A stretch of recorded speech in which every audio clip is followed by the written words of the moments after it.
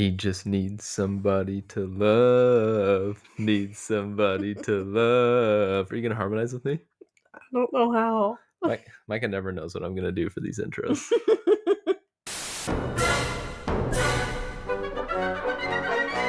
So, if it wasn't obvious from the intro, which it definitely should be, we're talking about the movie Frankenstein, the 2025. Right, that should have been all the context that you needed. Wasn't there an old Disney film where they are singing that in like a barn or something? Doesn't that sound familiar to you? What, Footloose? Is that an old Disney film? That's not a Disney film. It's Ella Enchanted. I loved that movie so much. I knew that they did that. Okay. But yeah, Frankenstein, 2025, Guillermo del Toro. Of all the Spanish names, I've always kind of thought Guillermo was kind of cool. Yeah. You know what I mean? Just the way it's spelled, it's something satisfying about it. Well, and like just the way you say it, Guillermo. Yeah. But the last Guillermo del Toro movie, I think this was the last one, period. But the last one that we watched was Pinocchio from a few years ago. And I didn't like it. I fell asleep and I never went back and rewatched it. Yeah, I was excited for it because he's really good at that sort of dark fantasy. What was that song that everybody was singing? What do you call it? Call it. So our friend, we watched that with our friend, and he's a big music and sound guy. He was going to school for audio engineering at the time. And he pointed out after we finished it, I was really disappointed in the music. And we're like, oh, really? He's like, yeah. And then he pointed out a few lyrics in some of the songs. And there's this song where Christoph Waltz is like, we were a king once. Christoph Waltz was in Yeah, it? he's the circus runner. Oh. Can we be king twice? And he's like, that's like the lyrics were not good. They're just kind of dumb and basic, and the melodies were kind of dumb and basic. And I don't know why he wanted to turn that movie into a musical. It had some aspects that I really liked about it. Like I love the art style, I love the look of it, but it wasn't it. So when I heard that there was going to be a Frankenstein movie, I was like, whatever.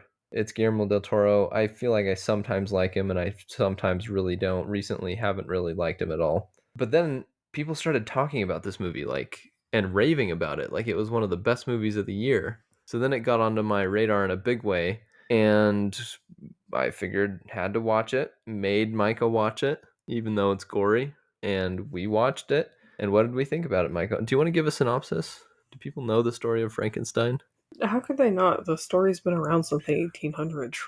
True. But I did tell my friend about it at work, and he's from Iran, and he didn't know at all what it was about. Really? Yeah. Well, because I was telling him it's kind of gory. He's like, really? And I was like, yeah, because he's like stitching body parts together, and he's like, huh? I was like, oh, okay. Let me start at the beginning. And I told him what Frankenstein is, and he's like, oh, okay. So I guess if we have any Iranian listeners, then maybe they don't know what the story is. Why don't you give them the synopsis for all our listeners from Iran? Hello, Iranians. Okay, so Frankenstein it was a book originally by Mary Shelley, and I think the book you never read it, and I can't fully remember, but a large portion of the book is from the perspective of the creature. Mm-hmm. And so the book starts off, there's this guy named Victor Frankenstein, and he has this brilliant idea that he's going to create life. But not the normal way. Right. He puts a body together piece by piece, brings it to life, ends up hating the creature that he built. Not the fun way, unless your idea of fun is raiding a battlefield and stitching a bunch of body parts together. Then I guess it's the fun way. I can't remember if that's how he got the parts, though, in the book. Really? It's been so long. It's been like over 10 years since I read this book. Okay. That's pretty much what it's about. It's just... And then the creature's perspective of being cast off. Right. And without having read the book, having only seen this movie, and then also just, knowing vaguely about the creature, I've also seen Young Frankenstein. The themes involve like what really makes a human, and is the monster more human than the humans, and what, am I right? Is that a big theme? Well, and I was thinking about this earlier about how even when a person is born fully formed, like Benjamin Button. But he has daddy issues. The creature has daddy issues. What do you mean? I mean, his dad? Right. Well, I mean, fair though, I know. especially in this case. I don't know if it's again. I haven't read the book. Micah hasn't read the book in forever, so functionally, she hasn't read the book for this conversation. We don't really know how close it is to the source material. I've heard people say it's very different, and I've heard people say that it's pretty faithful in the ways that matter. But um, let's talk about what we liked about the Well, hang movie. on. Did you know that Andrew Garfield was originally cast as the creature? Really? Yeah. Oh, that's something that I want to not forget to say, so I'll say it now. Of all of the performances in this movie, and there are some really like heavyweight actors in this movie. Victor Frankenstein is Oscar Isaac. What's the name of the Jacob Elordi. no, the doctor. His character's name in the story. Oh, The his benefactor. Harlander played by Christoph Waltz, Elizabeth played by Mia Goth, Victor Frankenstein's dad played by Charles Dance.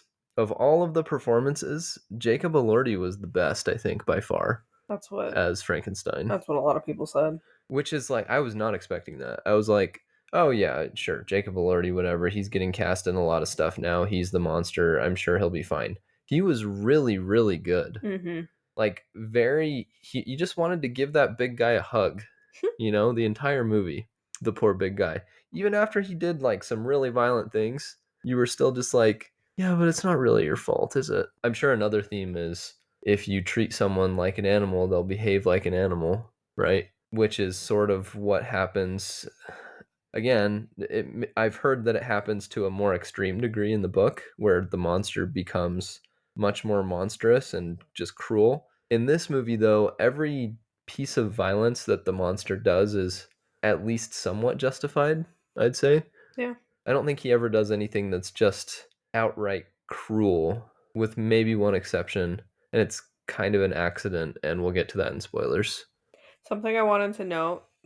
This is not my thought. Someone said it while I was watching this movie. But when Victor is thinking about death, he Hmm. wears red gloves. When he's thinking about life and hanging out with Elizabeth and all of that, he doesn't wear his He doesn't red wear his gloves. red gloves. Okay, interesting. Almost like he's plunging his hands into blood or Or whatever. he has blood on his hands. Yeah, that's interesting. I like that. There's definitely a lot of color theory going on in this film, and I haven't really dissected exact like every little detail of it, but I am so sure that there's a lot to dive into because this movie is visually very stunning, I thought. Mm-hmm.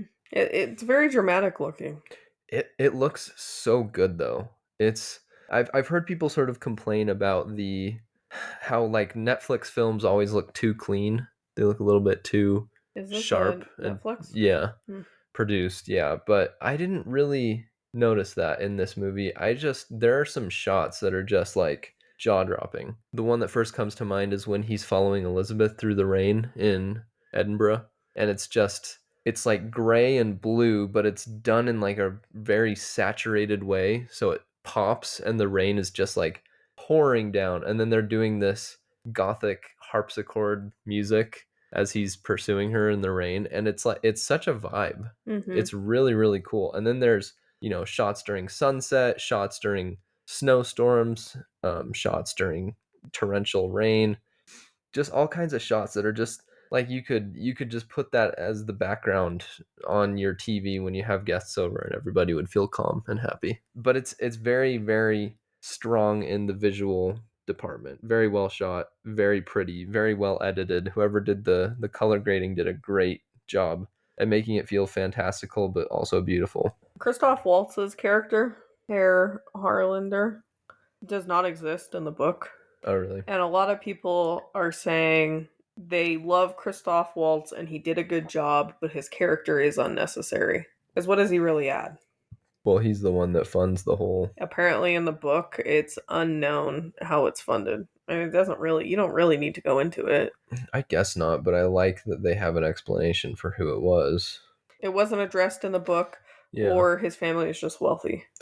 And well, okay, I disagree slightly there because I think that Harlander is he's in scenes and he's fun in the scenes and it's good to see Christoph Waltz getting a nice role, but also something that happens between Victor and Herr Harlander around the middle of the movie is very important at illustrating the kind of person that Victor is, I think.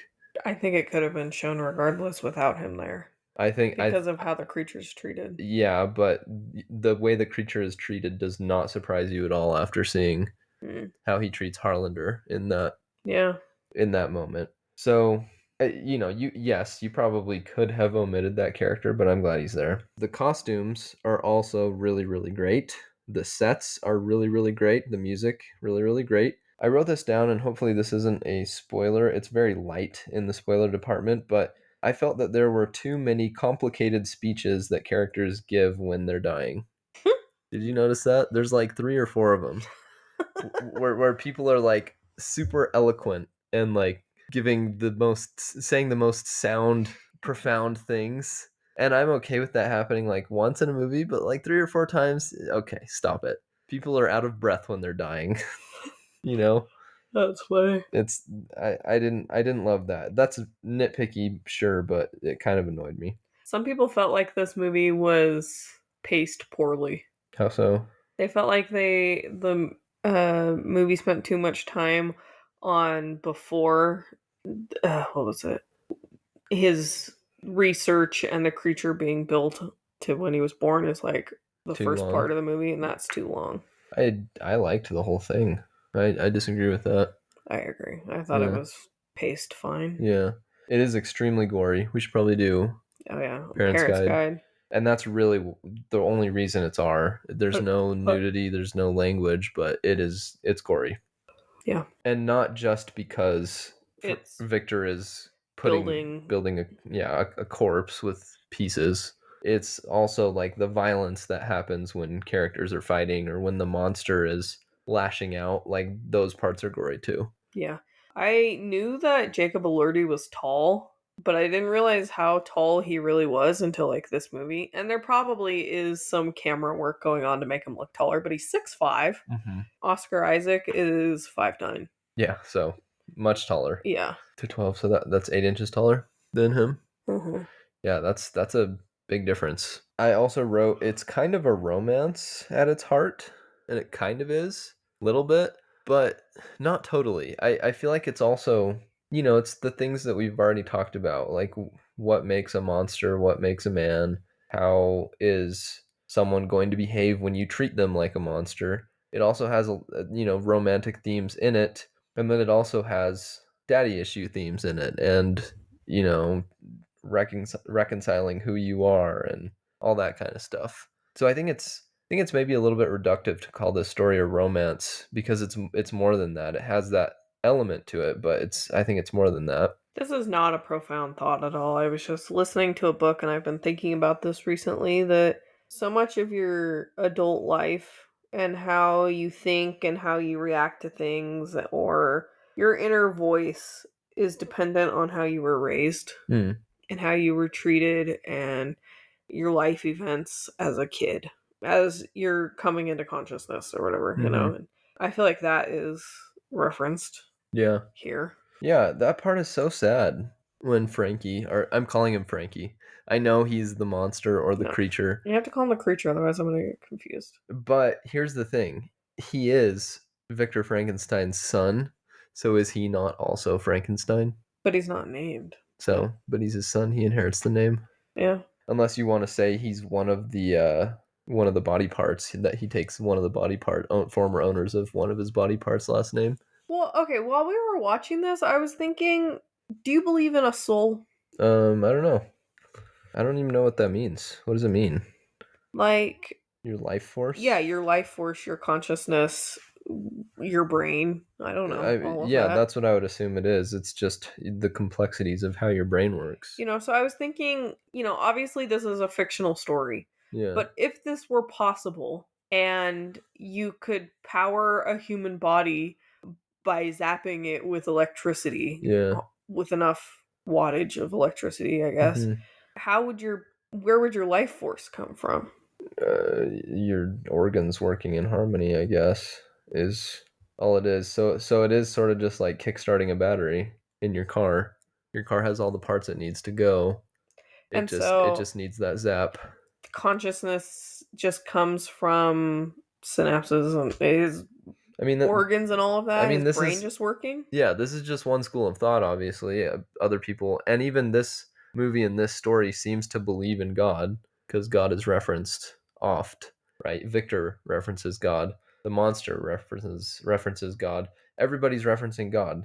I mean, when it was Elizabeth does it. written, it would have made sense. Right. So like even this story probably is dealing with that theme, and I still need to read it. It's been on my list for forever, and I was gonna read it last year or 2 years ago when I read Dracula, and I just haven't done it still. I'm gonna make it a goal to read it by next Halloween. How about that? It's a good goal. But yeah, I mean that's an interesting theme as well. Like where is God in the creation of this thing? God didn't breathe life into this thing. Victor forced life into it with his mad designs and experiments.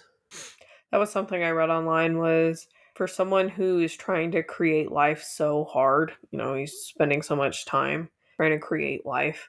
He cares so little for it. Mm-hmm. Yeah, he doesn't. He cares about the fact that he can do it. Hmm. He doesn't care about what happens after. He's already accomplished his goal. And well, I won't say that because that's a little spoilery. But yeah, like he's in it for the weird science. He's not in it for having a son or whatever Frank or whatever the monster is to him. Would you say he's a weird science bitch? Yeah, what's that from? I just made it up. Oh, that's pretty good, Micah.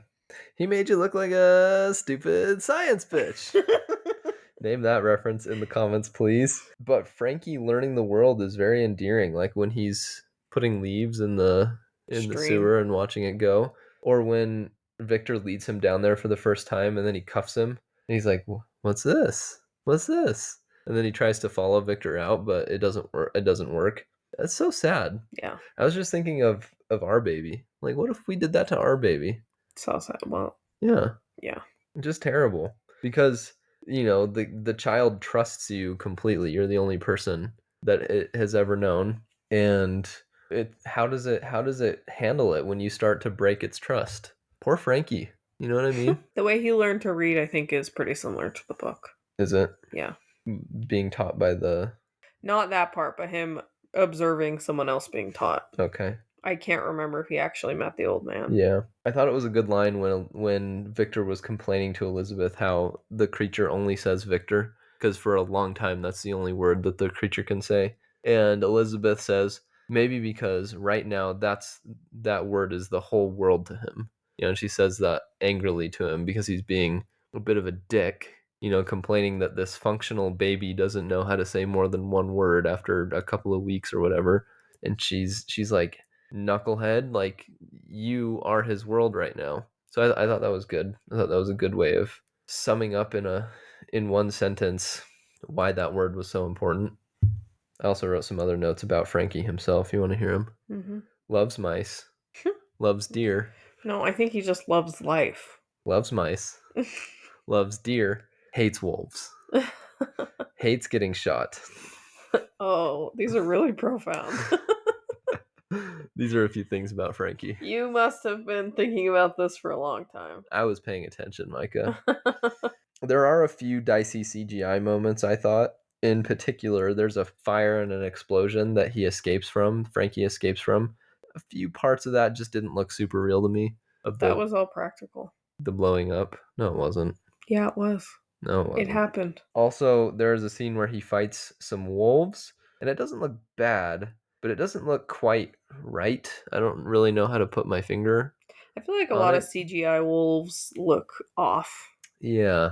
They're no Balto. Nice, Micah. Nice. But this is nothing new for Guillermo del Toro from what I've seen. Like Pan's Labyrinth, I really like, and it is old, I'll grant, but the CGI in that movie does not look amazing. I wish they had done more of that practically, and I really wish that they'd done more of this practically too. That's what it is. Like it doesn't look bad, but you can tell it's not done practically. Also, I'm not exactly sure logistically how you do that wolf scene practically, but I wish that they'd done a little more of the movie practically because I think that is what's going to make a movie look like it holds up in 10 years, 15 years, 20 years. All the stuff in Pan's Labyrinth with the fawn looks amazing to this day. With that creepy guy that puts his eyes into his hands, that monster, you've seen that, right? Mhm. Looks amazing. Everything though with the flying pixies in Pan's Labyrinth kind of looks like shit. No. Mm. Bob's your uncle. I think this is one of the strongest movies I've seen this year.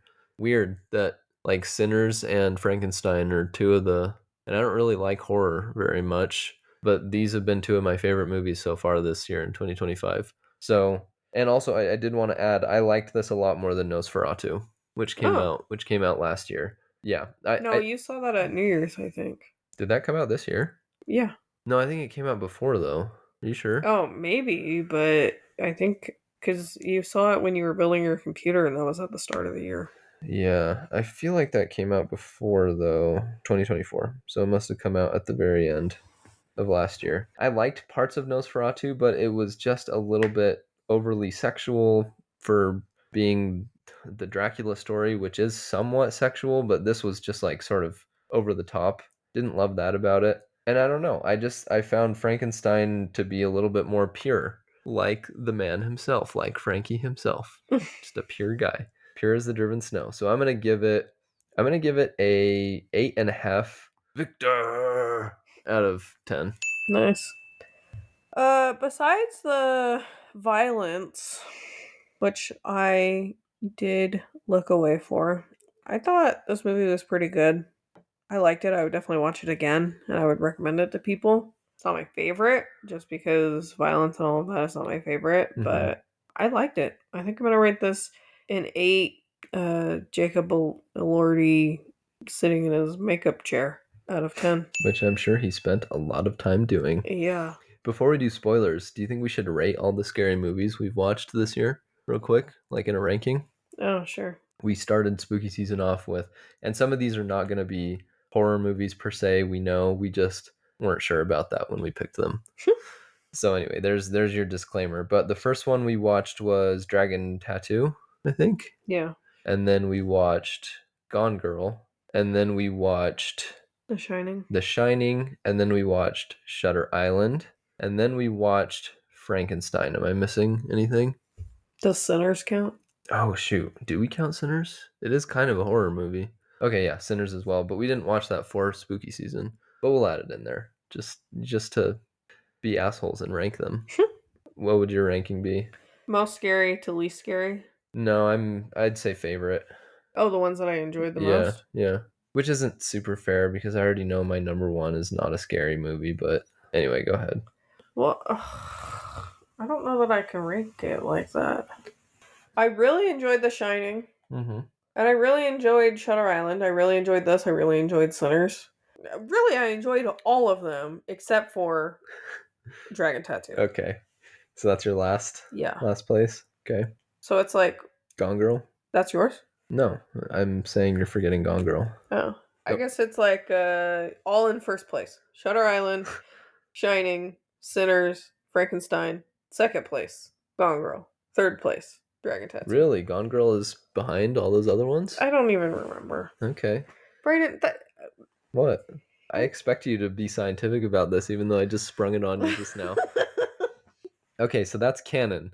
Micah's favorite is Shutter Island, Sinners, Frankenstein, The Shining. Second place, Gone Girl. Last place, Girl with the Dragon Tattoo. That's canon forever. That's not changing. Interesting, Micah. Okay, my list would probably go starting from last place. I think Shutter Island. Really? Yeah, I liked it. Don't get me wrong. I think I gave it like an 8, but I thought I just liked the other ones better. I think Dragon Tattoo right after that. And then you've got Shining, Frankenstein, Gone Girl, and Sinners, right? Oh man. Sinners probably. In How many did we there's 6, is that correct?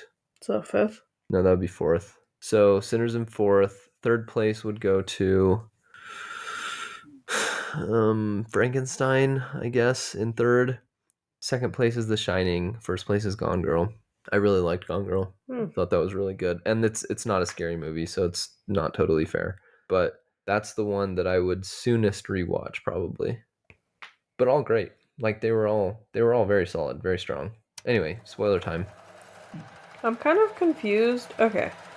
The part where Creature shows up at the wedding and he beats the shit out of Victor. and then people try and restrain him, and what's the brother's name? William. Mhm. William hits his head. Right. How did he not just die right away?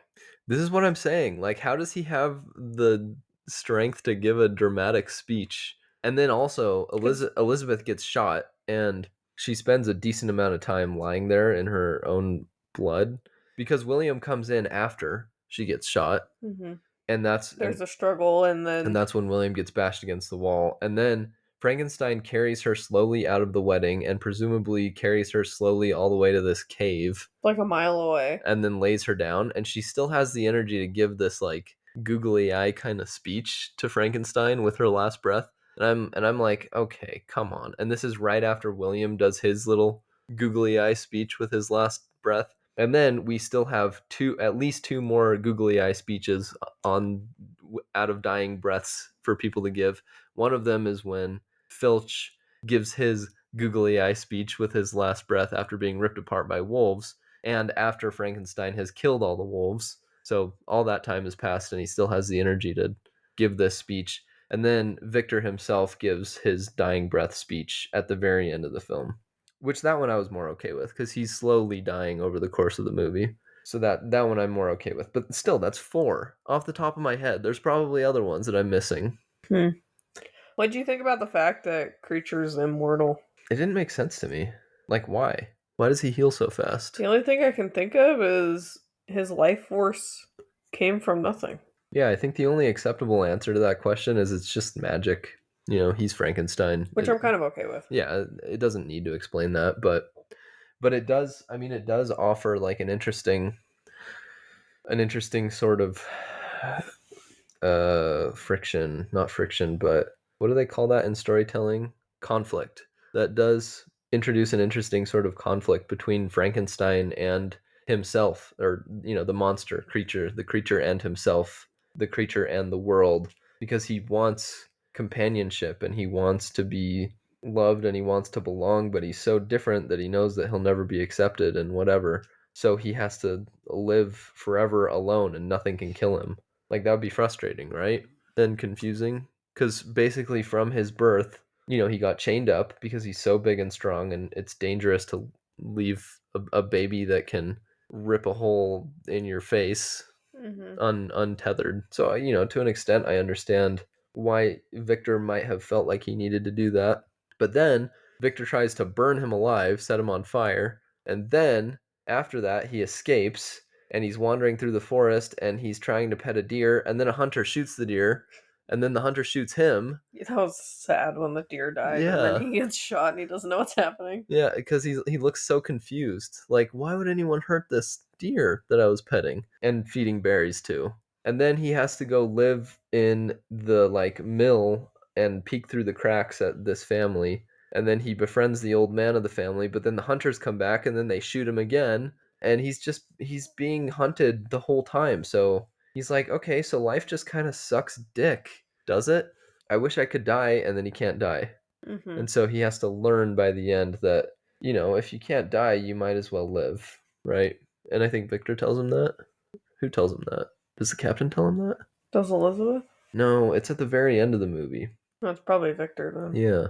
So we didn't do a good job at explaining this at the beginning, but this movie is told basically through, it starts out as like narration. So Victor gets taken aboard this ship that's run aground into ice and it's stuck and the captain is just listening to his tale, and then the monster eventually comes on board and forces his way into the captain's cabin, and then he tells his side of the story and the captain is just listening.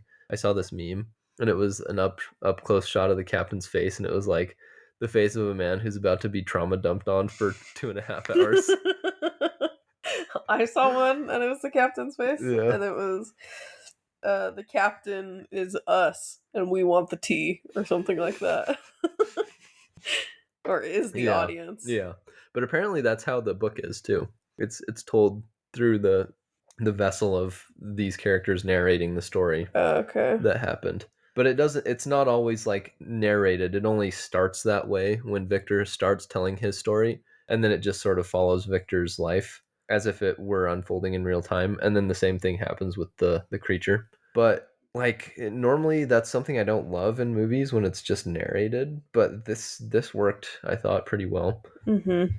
And I also liked how when the monster is born, Victor shows him the sun and he opens the curtain and he says, "The sun, it's good. Sun is life. It's good. It's warm." Because the monster's like covering its eyes and kind of afraid of the sun. And then at the very end of the movie, after Victor tells the monster, if you can't die, you might as well live. And then Victor dies and they reconcile and the monster forgives Victor. The monster walks out onto the ice and is walking into the sun, which I thought was, it's not exactly subtle, but it's a good circular sort of satisfying everything comes around moment. Okay, well this is really good and I think you guys should all go and watch it. Just be aware that it is going to be violent and gory. But Okay. in a weird way, even though it is, like, did the gore not really bother you that much? I didn't look.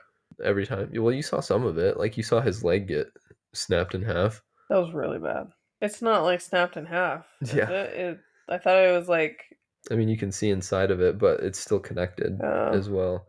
I didn't even notice it because there's this explosion that happens. Well, that's true. Victor does try to go into the castle to save Frankie. mhm. He has a change of heart. He shouldn't have set the fucker on fire in the first place, Well, but with like a million gallons of gas. right. Yeah.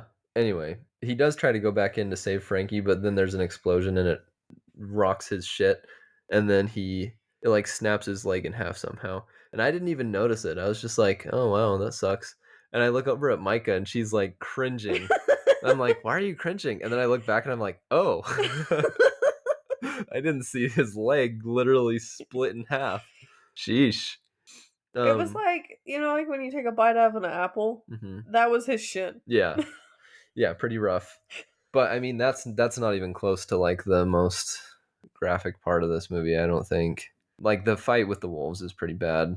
And then also when the hunters come back, the way he kills one of them is pretty like my word, dude. That's crazy. So, it's violent, but if you can stomach the violence, this is well worth watching. Okay, Okay. coming up. So we've got a few options. We have A Few Good Men that we watched, Mission Impossible: The Final Reckoning, and there's a decent chance we'll have finished The Lowdown. So it could be one of those three. That's your homework. Go watch all three of those if you want to be caught up. Okay, have a great week. Bye.